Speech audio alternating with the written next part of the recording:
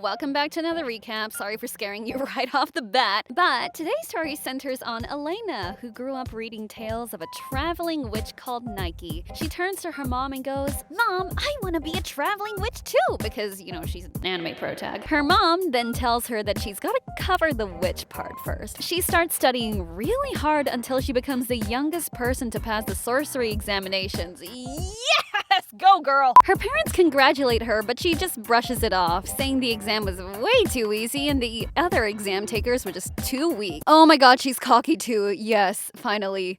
A cocky, talented female anime. Sorry, okay. Now, her next step is to get a witch to train under so she could be promoted from an apprentice witch to a fully fledged witch.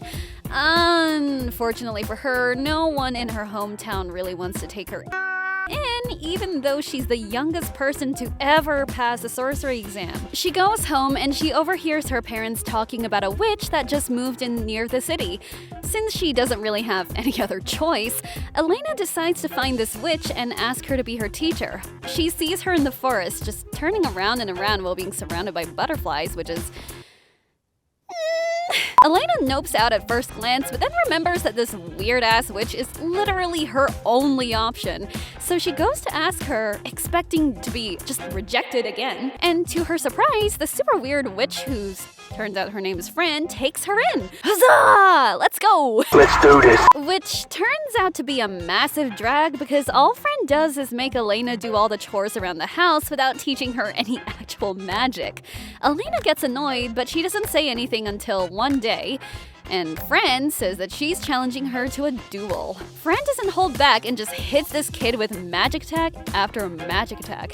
She even taunts Elena that her fame of being the youngest person to pass the sorcery exam isn't enough to have her fight back at Fran. Like, Jesus, lady, calm down. This is some 14-year-old kid that you're mercilessly beating the shit out of. After being defeated, Elena cries, much to Fran's shock. She tries different ways to cheer her up, like giving her a crown made of weeds. Fran then hugs Elena, which makes her vent out all her frustrations, saying that Fran was just having fun bullying her all the time. Fran then reveals that she was bribed. Politely asked by Elena's parents to take her in as her disciple, but also teach her what it means to fail at things and to not immediately get what she wants. Which sounds like bullshit because didn't she have to work super hard to become a really good witch in the first place? Like, damn, what? Okay. She then tells her it's okay to say no if she's had enough of things, thus starts her actual training. Elena finally gets to learn magic and does so well that she eventually beats Fran in a duel, and thus concludes their training. Fran then brands Elena a proper witch. Fran decides on Elena's witch name as the Ashen Witch. Elena hesitatingly agrees, and Fran gives her a brooch with her witch name inscribed on it, Ashen Witch Elena. Elena also finds out that her mentor is actually a well-known mage in another country that just visited her town in search of someone. When Elena asks Fran if she's found the person she was looking for, Fran just smiles before saying goodbye. She then goes home and says, "Hey, Mom, Dad, I'm a witch now. Can I finally ditch this place and travel?" Her parents agree, though her dad starts to cry and tells her to take care before she finally leaves and starts to travel for the next 3 years. In the next episode, we find that Elena has reached the land of mages, which she gets surprised at how lax the security is, but the guards at the gate explain that they don't need to check people because only mages can reach the country anyways. She is mesmerized by the country and starts to look for a place to stay when another witch slams into her and they both fall onto one of the rooftops. The witch starts panicking, firstly because she didn't know any spells that would fix the roof. Like, Elena had to tell her to apologize before she started saying sorry to her and everything. Elena then fixes the roof with a time reversal spell and then heals the witch, who is bleeding. After that, she goes back to finding a place to stay. Too bad for her. No hotel wants to let her in at all. She gets confused and tries one last hotel and finds the witch from earlier working there. What a coincidence! No way! The witch panics because she thinks Elena is there to get revenge for the incident earlier. She then introduces herself as Saya. While Saya prepares her room, Elena finds out that she's lost her brooch. She enlists Saya's help in finding it, but fails. She also realizes that maybe that was why the other hotels were being total snobs towards her. Elena gets disheartened and returns to the inn to take a bath. After that, she finds out that Saya trespassed into her room using the "I work here" privileges to ask Elena's help. Saya then explains that she and her sister had been training to be witches. Her sister had passed the previous exam and left for the land of mages, while Saya stayed working at the inn because she kept on failing. She asks Elena to train her and help her pass the exam. The exam is only a week away, and Elena agrees to teach her until she can find her brooch. Elena explains how the sorcery exam works. It has two parts: a written exam that's way too easy, and a practical exam that has the examinees ride on brooms and spar against each other until one remains on their brooms. She then focuses on training Saya for the second part. She starts by training her how to fly on a broom. Saya learns this surprisingly quickly, which makes Elena very suspicious. Elena then teaches her how to utilize wind magic, which she used herself during her own exam. After that, Elena goes back to where she and Saya crash landed in hopes of finding her brooch there. She then notices a lady living nearby looking at her and goes to ask her if she'd seen it nearby. And the lady pretends not to until Elena gives her a coin. And whatever she tells Elena makes her frown. That night, Saya asks to sleep beside Elena.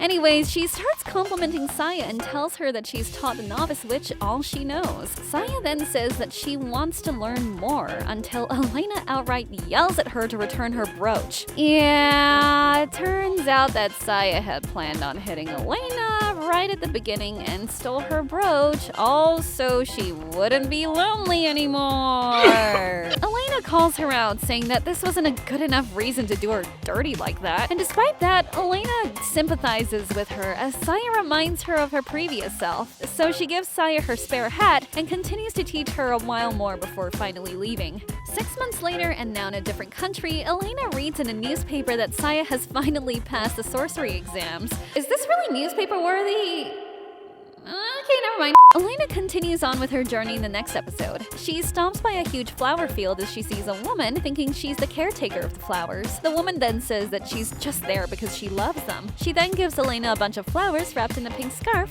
and asks her to give it to anyone so that they can spread the beauty of the flower field. Elena receives it and flies off to the nearby country. Once she's there, she gets stopped by one of the guards, who immediately takes the bouquet away from her. An older guard arrives and tells him to back the hell off. The younger guard harshly returns the bouquet to Elena before walking away. The older guard apologizes for him and explains that he just lost a younger sister a while back. He then also asks to confiscate the flowers that Elena bought because they're banned in the country for being poisonous to non-magic users. He explains that people are drawn back to the field where the flowers bloom, only to become fodder for those flowers. Elena remembers the woman on the field before handing off the flowers to the guard, who burns them in a furnace. You what? Later that night, Elena then recalls a story from her favorite book about a plant that's gone sentient and starts sucking in magic. She then checks on the field the next day and finds the younger guard there. He thanks her for helping him find his younger sister by showing him his sister's scarf and the flowers. Elena sees that the sister had already turned into a flower and her brother was already turning into one. She backs off and flies away, seeing as there's nothing else that she can really do. As she leaves, more people holding the same bouquet of flowers slowly walk towards the field. While traveling, Elena meets another magic user named Emil. Emil engages her in small talk, eventually getting to talk about how he's collecting happiness in a bottle he's holding. He explains that he's doing that for a girl he likes back home.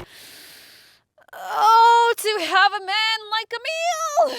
I'm not lonely, what do you mean? Elena then says he reminds her of a story she read before about a husband who traveled to different places and used magic to show these places to his wife, who couldn't leave their home because she was sick. Now, remember this in your head because this will be very, very relevant later. Okay. Elena then asks Emil about this girl that he likes. He says that the girl was a servant working in their house named Nino. Emil takes her back to his village where his dad is the chief. He says that he's gonna give his gift to Nino after lunch, which then gives him the radical idea to invite Elena to lunch, so the two of them walk to Emil's house together. Elena soon meets Nino and asks if she's from a land in the east, saying that Nino reminds her of someone she knew. Emil answers for her that yes, she is indeed from the east where his dad found her. Emil tells Nino that he has a gift for her. Nino gets scared because she thinks his dad might get mad if she receives a gift. He then orders her to take it later once he gives it to her, and she agrees. They then go to the kitchen together to prepare lunch. Emil's dad soon arrives and is surprised to see a visitor in the house.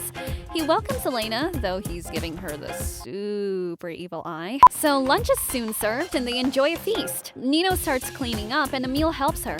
Once the two of them go back to the kitchen again, Elena asks the chief about Nino. He then says he actually bought Nino. Nino goes back to finish cleaning up the table, but Emil suddenly pops out and she drops the pitcher that she was holding. The village chief gets seriously mad and lashes out at Nino, who starts apologizing over and over. Elena then stands up and says that Nino doesn't have to clean the mess before pointing her glowing wand at the village chief. She then points it to the shattered pieces and uses magic to assemble them again. Later on, Emil gets frustrated he wasn't the one who defended Nino, and Elena reminds him of the gift, saying that it seemed like a perfect time to give it to Nino. Emil does so excitedly, opening the ball in front of Nino and unleashing the happiness inside. Visions of what made other people happy appeared in front of her, and Emil promises to make her happy as best he can. Nino just cries and he hugs her, and it's so cute. Oh, my heart. It was time for Elena to leave, and Emil tells her to come back soon. When Elena flies away, she remembers the ending of the story she mentioned earlier. Yeah, remember that? Apparently, the wife ended up so depressed by her husband's gift that she could never see for herself, so she ended up, toaster bathing herself. Elena then narrates that she never knew what happened to Nino after that, or rather, she didn't want to know. I hope you enjoyed that, and I hope my stupidity made it a little easier. Thanks for sticking with me until the end, and I'll see you in the next one. Bye!